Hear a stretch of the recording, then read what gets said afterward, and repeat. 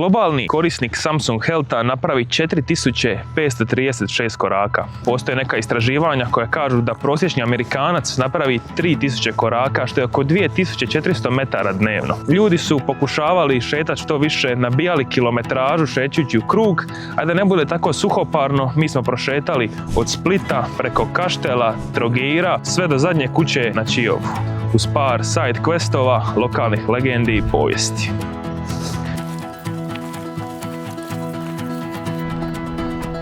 Ovdje ima jedan onako razvaljen mostić, jednom ga vidi ga naprijed. Ok, ko se boji visine i vode, gazite povine po šinama. Objekt je pod video nadzorom, ali ne kaže da ne smijemo tu ići. Ja je pratio putić. Uz more ovdje. A za ovaj izazov Split je topografski zahtjevan jer ti imaš jako limitiran broj opcija uopće po kojim rutama možeš ići, eventualno to po Kaštelima uz obalu ili do Omiša uz obalu jer u svakom drugom smjeru sve je brdovito. Lagano. Ok, vlak je prošao. Neki lik naglasio je da je sklisko, ali smo prošli. Kraj.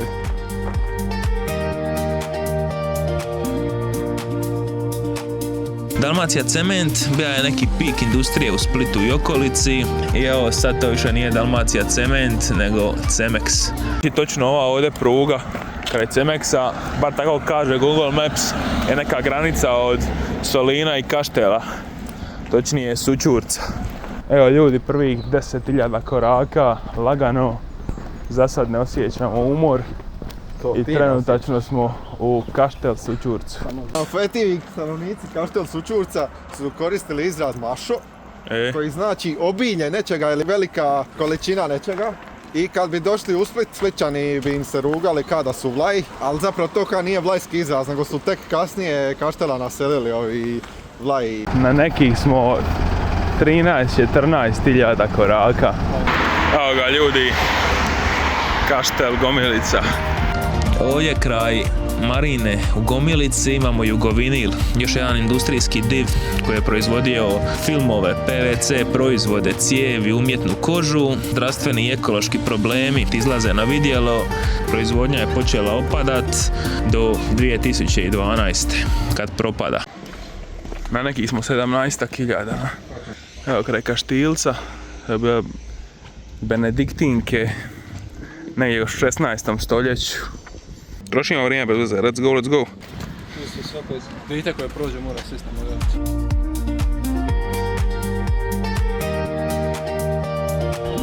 odaviti. Sad će biti 20.000. Nismo loši. Spavanje je 5 sati i 10 minuti, to nije baš pohvalno. Iz 13. stoljeća datira navodno, a ono stup, viš, between Kaštel Lukšić and Kaštel Kambelovac. Zašarali su ga vamo. Kaštela nisu bila toliko važna, to je bila granica između Trogira i Splita. Što je sad trenutno granica Kaštel Lukšića u kojeg ćemo ući i Kaštel Kambelovca tamo. Ovo je najcool mjesto ako imaš 10 godina. Ova strelica nam prati cijelo vrijeme put, ne znam točno čega je. Otkrili smo šta je ovo, ovo su Camino rute po Hrvatskoj, ima ih 20-ak, idu iz Međugorja preko Sinja i prate obalu, to jest ovaj naš put. Ovdje smo prošli kraj dvorca Vituri, koji je poznat po jednoj tužnoj ljubavnoj priči. Naime, Dobrila i Miljenko su se željeli vjenčat, ali njen otac baš nije volio Miljenka jer su obitelji bile zaraćene, te ga je na kraju i ubio. Izvori kaže da je Miljenka ubija na pokretnom mostu, a ovo nije pokretan baš. Ovdje ga je vjerojatno ubija točno vamo, evo viš. Evo ih. Fun fact, vamo je sam muzej grada Kaštela. Dosta ljudi se ovdje snima za vjenčanja, prije vjenčanja. Ima ako romantičnu atmosferu.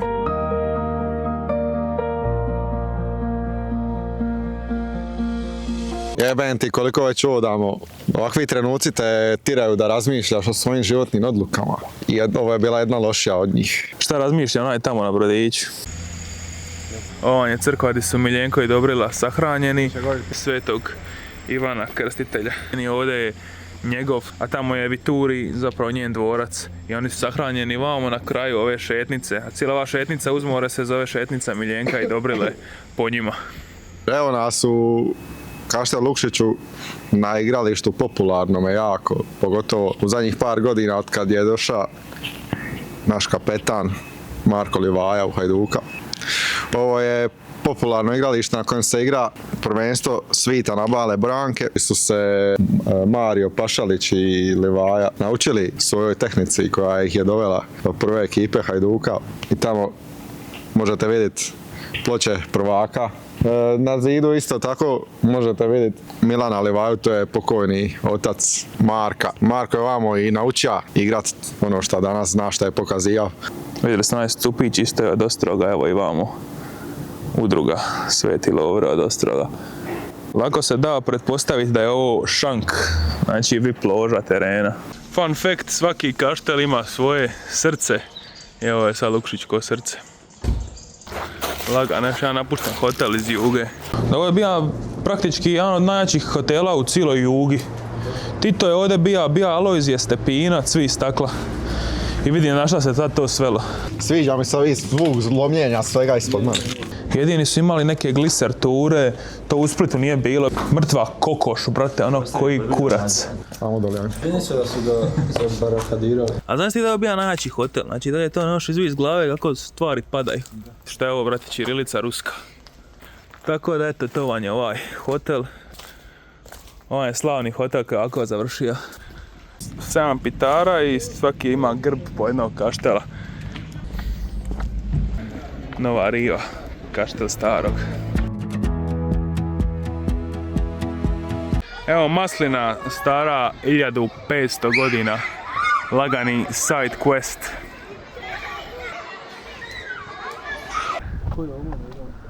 Štafilić srce. I Split u daljini.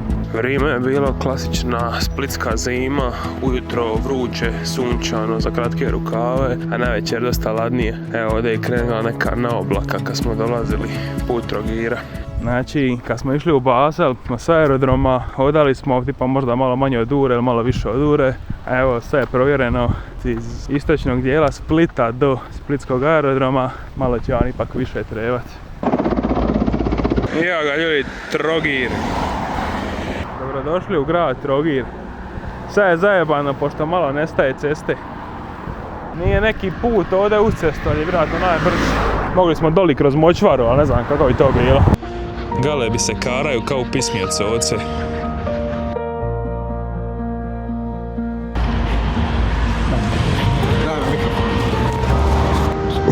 Umrit ćemo, ali valjda ćemo doći tamo gdje treba. Evo ga ljudi, HSLS je ovak. Reci mi jednog popularnog političara iz te stranke, jednog. Budiš, gotova. Čekaj. Čekaj, mora biti trenutno. I sad za nekih par sekundi možemo možda reći da smo službeno na Čiovu. Kad prođemo centar ovog mosta. Cop! Došli smo iz Splita na Čiovo. Znači može se. Ne sam malo stali, ali nastavljamo hrabro. Evo i ovo je neki uspjeh. Storage is full, this was no more recorded. Ja. Ne da nam više da idemo dalje. Ću gasiti. Evo gasimo stravu. Top. Finished. Easy. Malo smo svratili ove šumske dijelove. Praktički smo se vratili u Split zato što smo u Slatinama i one spadaju pod Split. Asti. Di gori, brate.